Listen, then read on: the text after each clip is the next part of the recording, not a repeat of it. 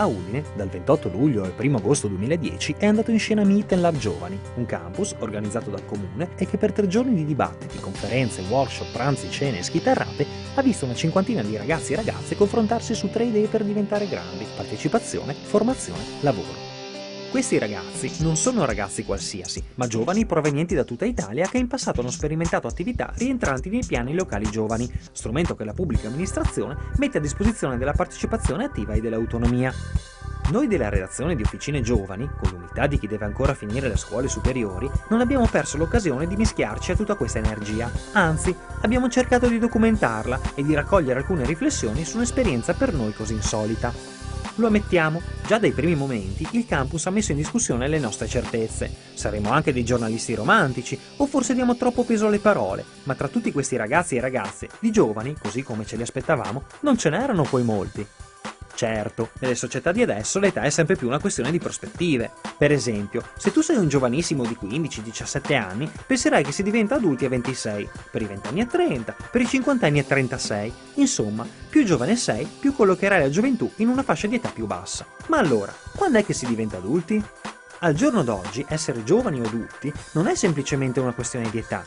Per affrancarsi dalla fase adolescenziale e raggiungere quella adulta non si devono compiere un numero fatidico di anni, ma bisogna superare alcune tappe fondamentali.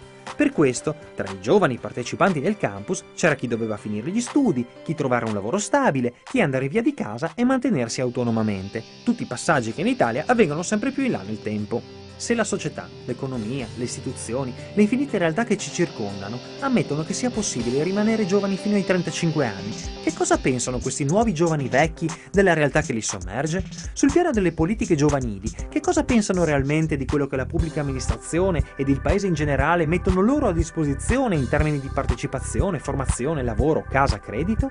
Per rispondere a queste domande abbiamo fatto una cosa diversa rispetto ai soliti metodi della politica. Ci siamo rivolti ai diretti interessati e lo abbiamo fatto non soltanto parlando con loro, ma chiedendo a loro di descrivere se stessi. Questo perché siamo convinti che per comunicare con qualcuno sia prima necessario conoscerlo. Nel raccogliere da questi giovani le opinioni su se stessi è emerso un forte disaccordo, anche su temi molto sentiti. Per esempio, sulla questione della partecipazione c'è chi rivendica uno spazio per la discussione, delle possibilità per realizzarsi, ma anche chi dichiara di diffidare sia della vita politica che di quella sociale. Parlando di formazione, alcuni chiedono una scuola più competitiva, mentre altri ammettono di avere poca iniziativa, scarso interesse e un'autostima insufficiente.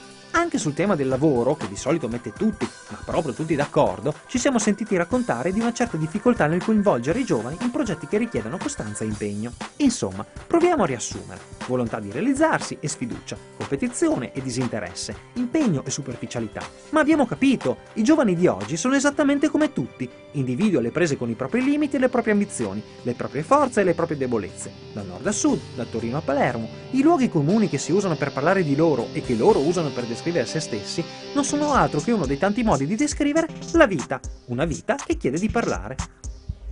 In effetti, questi ragazzi non hanno per niente l'aria di essere dei buoni a nulla, e di cose da dire ne hanno molte. Durante questo campus hanno condiviso interessi, aspirazioni e sogni, si sono persino impegnati a individuare punti di forza e aspetti critici delle nostre politiche giovanili, fino a voler lanciare un messaggio alle amministrazioni comunali, al Ministero e ad ANCI su come definire dei criteri validi da trasferire a contesti regionali diversi. Ma noi siamo i ragazzi della redazione di Officine Giovani. Da qualche mese abbiamo ripreso ad andare a scuola e nei corridoi dei nostri istituti di partecipazione, formazione e lavoro non si parla quasi mai. Siamo consapevoli di come in questo campus si sia discusso anche del nostro futuro e vi assicuriamo che la cosa ci interessa molto. Ma oggi noi siamo così giovani che forse possiamo permetterci di chiedere chi, dopo tante parole, innescherà la reazione. Se questa volontà di cambiamento è autentica, chi sarà veramente capace di andare oltre la parola? Chi cambierà le cose e come? Aspettando la rivoluzione, noi giovani siamo esseri umani. Viviamo, ci relazioniamo, rivendichiamo. Come tutti gli altri ci esprimiamo attraverso le infinite strade del talento e della creatività. Cerchiamo un posto, sbagliamo, vinciamo. Per fortuna da tempo le società hanno smesso di considerarci un problema. Adesso però è arrivato il momento di investire nel nostro futuro.